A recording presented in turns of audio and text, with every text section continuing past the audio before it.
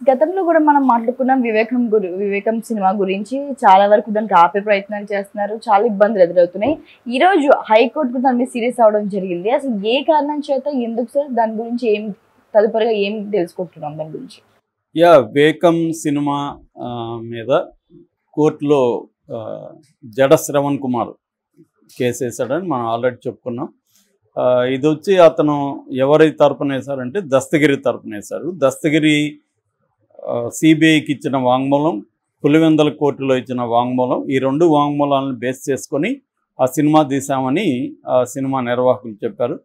So ఇప్పుడు ఆ cinema సంబంధించి వీళ్ళు దస్తగిరి కోర్టుకు వెళ్ళాడు. ఎందుకంటే ఇది నన్ను బ్లేమ్ చేస్తున్నట్టుగా ఉంది.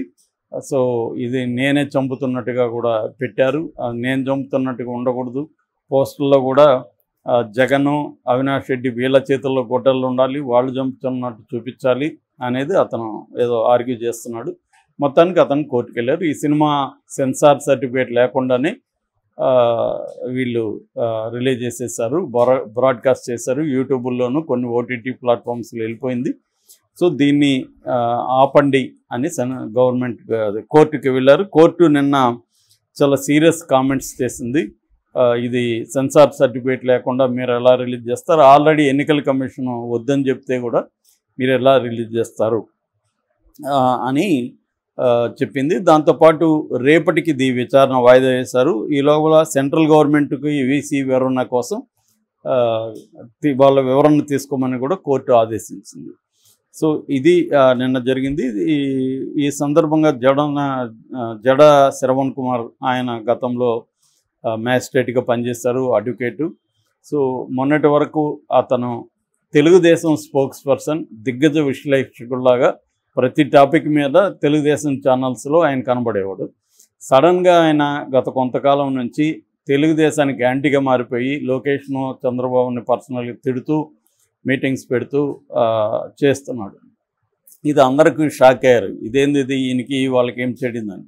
కానీ తర్వాత అర్థమైంది ఏమంటే ఇది మిత్రశత్రువులాగా, నువ్వు శత్రుమిత్రుడు అన్నమాట. శత్రువుగా ఉండు కానీ నువ్వు మిత్రుడే అన్నట్టుగా వీళ్ళు ఏం చేస్తున్నారంటే ఈయన్ని పెట్టారు. సో అంటే కొంత దళితుల ఓట్లు ఎంతవరకు చేల్చగలిగితే అంతవరకు బెటర్. జైభీం పార్టీ ఉంది కాబట్టి ఈయన జగన్కి వ్యతిరేకంగా ఉన్న దస్తగిరిని తన పార్టీ తరఫున పులివెందలో కంటెస్ట్ చేయిస్తున్నాడు. అటు జగన్కి వ్యతిరేకంగా ఉన్న కోడికత్తి సీనును కూడా అక్కడ కంటెస్ట్ చేయిస్తున్నాడు. సో దీన్ని బట్టే మనకు అర్థమవుతుంది అతను ఎవరి వైపు ఉన్నాడు.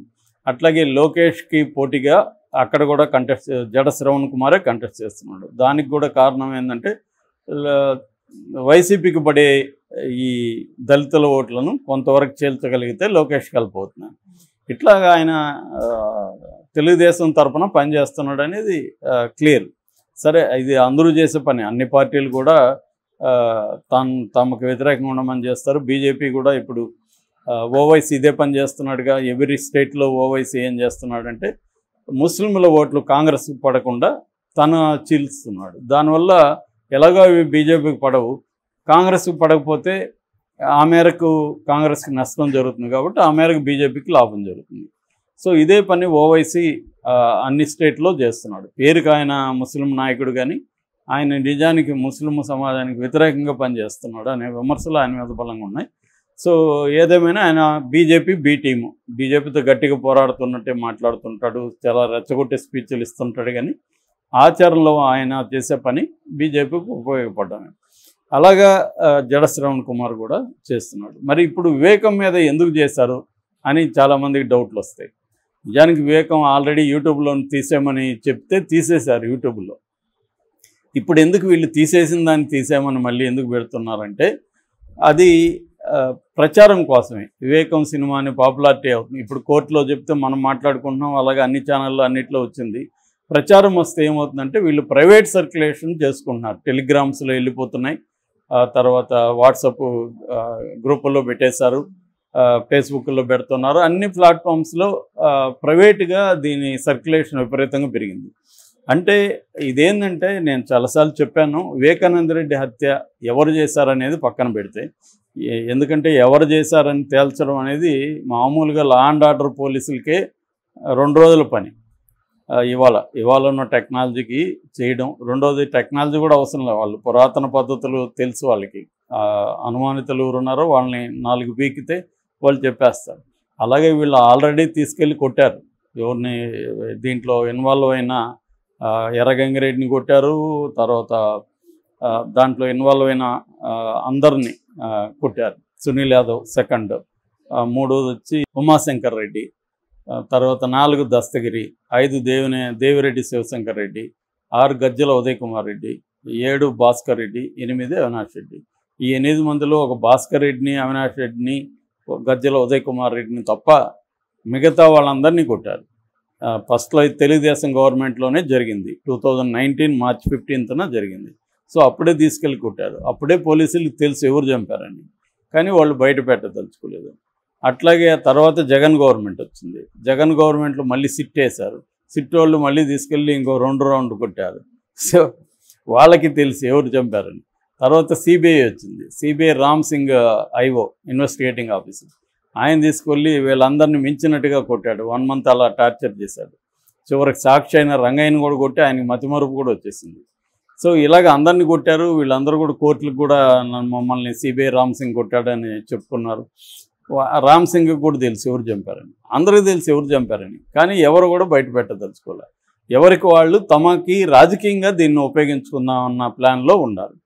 సో ఇది జరుగుతుంది. ఈ క్రమంలో ఫైనల్గా సిబిఐ రామ్ సింగ్ పెట్టాడు కాబట్టి వీళ్ళ మీద చంపిన 4 దాంట్లో ఉన్నారు. వాళ్ళు కాకుండా దేవిరెడ్డి శివశంకర్ రెడ్డి, గజ్జల ఉదయ్ కుమార్ రెడ్డి, భాస్కర్ రెడ్డి, అవినాష్ రెడ్డి, ఈ 4 కూడా కేసులు పెట్టారు. ఈ 4లో 3 జైల్లో ఉన్నారు.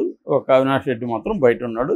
జగన్కి బీజేపీ గవర్నమెంట్ హెల్ప్ చేస్తుంది కాబట్టి జగన్ బీజేపీ గవర్నమెంట్ ద్వారా అవినాష్ రెడ్డిని జైలుకి పంపకుండా చూసుకున్నాడు. ఇది క్లియర్. అంటే ఇటు టీడీపీ హెత్తను ఉపయోగించుకోవాలని చూస్తుంది, వైసీపీ కూడా ఉపయోగించుకునింది. ఆల్రెడీ వైసీపీ 2019లో బ్రహ్మాండంగా ఉపయోగించుకునింది. చంద్రబాబు మీద నారాసుర రక్త చరిత్రను బుక్ చేసింది. అదంతా బాగా ఉపయోగించింది. తర్వాత నుంచి టీడీపీ ఉపయోగించుకోవడం మొదలుపెట్టింది. జగనాసుర రక్త చరిత్రను వీళ్ళు బుక్ చేశారు. 24 అవర్ లైవ్లు డిబేట్లు పెట్టారు ఛానల్స్లో.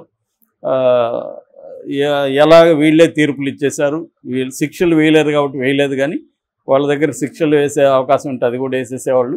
మొత్తానికి వీళ్ళే తీర్పులు చెప్పి అవినాష్ రెడ్డి చంపించాడు, భారతిరెడ్డికి జగన్ రెడ్డికి సంబంధం ఉంది, కాపాడుతున్నాడు అనేది ఒక నెరేటివ్ని తీసుకొచ్చేసారు. దీన్ని మీడియా ట్రయల్స్ అంటారు. అలాగే మీడియా ట్రయల్స్ చేసేసారు.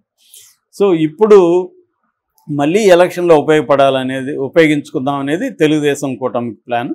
అప్పట్లో సునీతారెడ్డి, వివేకానంద రెడ్డి కూతురు జగన్కు ఉపయోగపడింది 2019లో. ఇప్పుడు ఆమెకు జగన్కి ఎక్కడ చెడింది అనేది పక్కన పెడితే ఆమె తెలుగుదేశానికి ఉపయోగపడడానికి ఇప్పుడు రెడీ అయిపోయింది. అదనంగా షర్మిల కూడా జగన్ మీద కోపం ఉంది కాబట్టి జగన్కి వ్యతిరేకంగా ఆమె కంటెస్ట్ చేస్తుంది కాబట్టి ఆమె అసలు నేను కంటెస్ట్ చేయడానికి వివేకానంద రెడ్డి కారణం, ఆయన చివరి కోరిక నేను నెరవేరుస్తున్నాను అనేది. ఆయన చివరి కోరిక 2019లో మరి ఎందుకు నెరవేర్చలేదో తెలీదు, అప్పుడు ఎందుకు తెలంగాణకు వచ్చిందో తెలియదు. మొత్తానికి ఆమె ఇప్పుడు అక్కడ నెరవేర్చడానికి ఆమె పోటీ చేస్తుంది. సో సునీత కూడా చేస్తుంది. సునీతకి షర్మిలకి తెలుగుదేశం కూడా హెల్ప్ చేస్తుంది. ఇలాగా చేసే క్రమంలో ఈ వివేకం సినిమా ఎలా చంపారు అన్న ఈ తెలుగుదేశం నెరేటివ్ ఏదైతే ఉందో, తెలుగుదేశం మీడియా నెరేటివ్ ఏదైతే ఉందో, ఆ నెరేటివ్నే సినిమా తీశారు. గ్రాఫికల్గా బాగా తీశారని చెప్తున్నారు. నేను చూడలేదు, ట్రైలర్ చూశాను. సో ఆ సినిమాని వీళ్ళు మొత్తంగా ఇది జగనే చేయించాడన్న నెరేటివ్ ఏదైతే ఉందో దాన్ని తీసుకెళ్ళాలి. సో ఇది పాపులారిటీ తీసుకురావాలి కాబట్టి ఇది కోర్టులో మన జడ శ్రవణ్ కుమార్ అతను వేశాడు. ఇంత తప్ప ఇంకేం లేదు. సో కోర్టు వాళ్ళకి కూడా తెలుసు. ఇది అలాగూ అఫ్సెల్గా వీళ్ళు ఏమి చూపించట్లే. అసలు ఆ సినిమాను ఓన్ చేసుకొని ఇప్పటివరకు ఎవడు కూడా బయటికి రాలేదు.